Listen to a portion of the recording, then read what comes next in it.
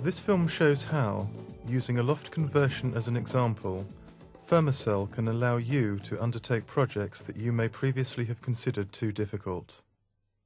These days, energy conservation is important, as selection of the correct thermal insulation will save both energy and money in heating costs. The choice of insulation materials is extensive. Selection of the most appropriate one will depend not only on the building regulations, but also a wide range of considerations, including the depth of construction available and the nature of the build. A well-insulated structure, when used in conjunction with Fermacell, can also contribute significantly to acoustic privacy. To ensure that the construction complies with building regulations, it is recommended that a 0.2 mm polythene film is installed as a vapor control layer and to ensure airtightness. The sheets are overlapped approximately 250 mm and taped at joints and edges.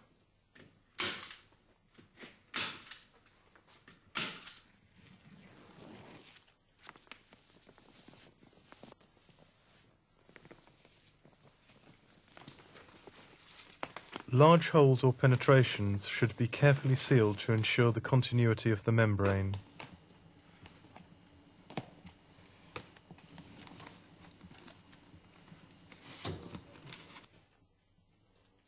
Care should also be taken at junctions between walls and adjoining structures.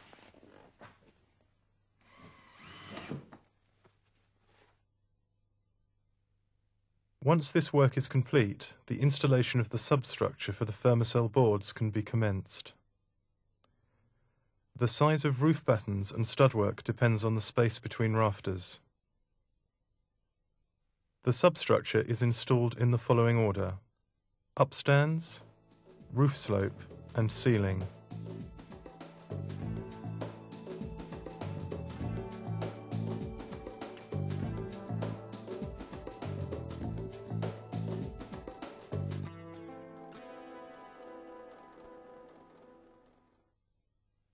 Spacing of the vertical studs in the upstand when using one-man boards is 500 mm. For other formats, please refer to our instruction manual or the website. The spacing of the studs for lining the other surfaces will depend on the board format and thickness. For one-man boards, we recommend 335 mm.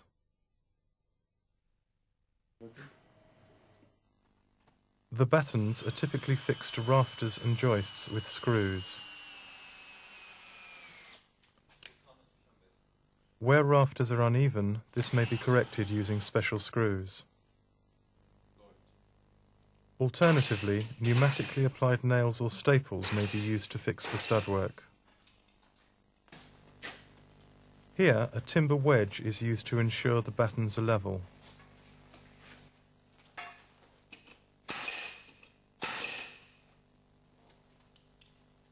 Since brickwork and the roof construction expand and contract at different rates, a space must be left between the roof battens and the wall to allow for movement. The first fix of services can now take place.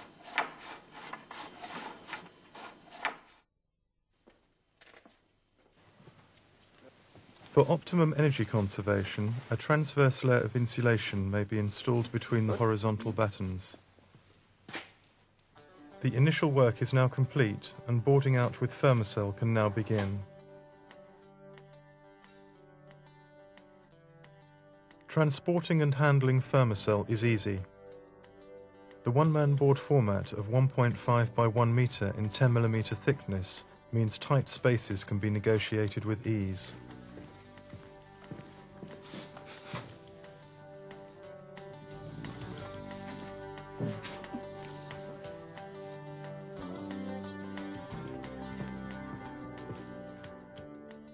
No special equipment is needed for fixing Fermacell. During installation, the boards should be fixed to the soffit, to the undersides of the roof slopes and to the upstand walls in that order. This sequence gives benefits for the subsequent jointing process.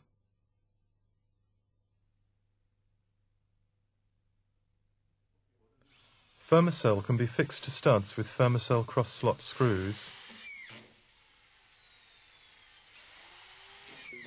or with galvanized resinated staples.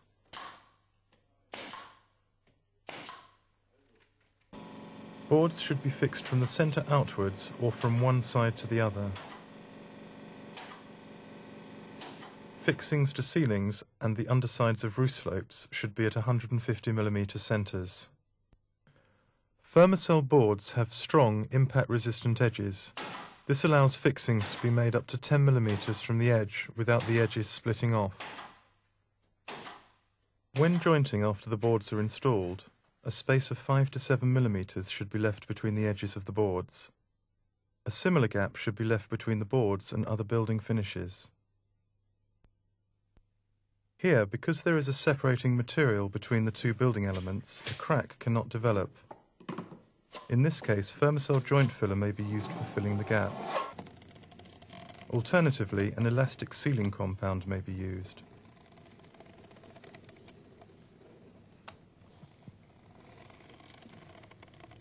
Boards can be cut to size by sawing or by scoring and snapping to size. The Fermacell board snaps off in a straight line. This rough edge strengthens the filler joint. The second row of boards is started with a cut-off piece. Joints should be staggered by at least 250mm. By staggering joints, joint crossings are avoided. Window reveals are lined with strips cut to shape, and there's no need for angle reinforcement. A small space should be left between the boards and the floor. Jointing should only take place after all wet trades are finished and the boards are dry. Filling of joints must be with Fermacell joint filler. Sprinkle it into clean water, allow to slake, and stir to a paste.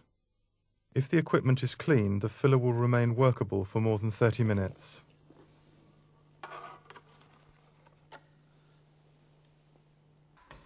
Fermacell filler should be pressed firmly into the joints with a trowel. Avoid leaving excess filler around the joint. When filled to the back of the joint, the filler ensures a strong bond between boards. Noggins are not necessary behind joints. Before final pointing, any unevenness in the jointing should be smoothed off with an abrasive pad. After pointing, the surface is ready for a variety of finishes. For a plaster smooth finish, Fermacell fine surface treatment can be spread over the surface of the board using a squeegee or a wide spatula. The excess is removed, leaving a smooth finish that is dry and ready to paint within an hour. For larger projects, the use of Fermacell joint stick as a jointing adhesive is recommended. This method of jointing can only be applied to factory cut or sawn edge boards, but provides a faster and stronger jointing system. Fermacell joint stick is applied to the sawn edge of the board, and the edge of the next board is then pressed tightly against the glued edge and the board fitted. The maximum joint width is 1mm. Using this system, individual boards become a continuous membrane.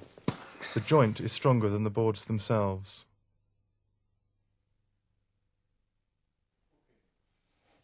The glue hardens in 24 hours and any excess removed with a scraper. The joint and the joint stick are finished with fine surface treatment.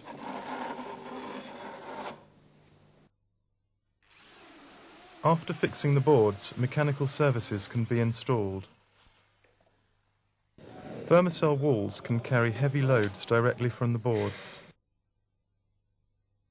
Without noggins, a toggle bolt or fissure fitting anywhere in 10mm board will support 40 kilograms.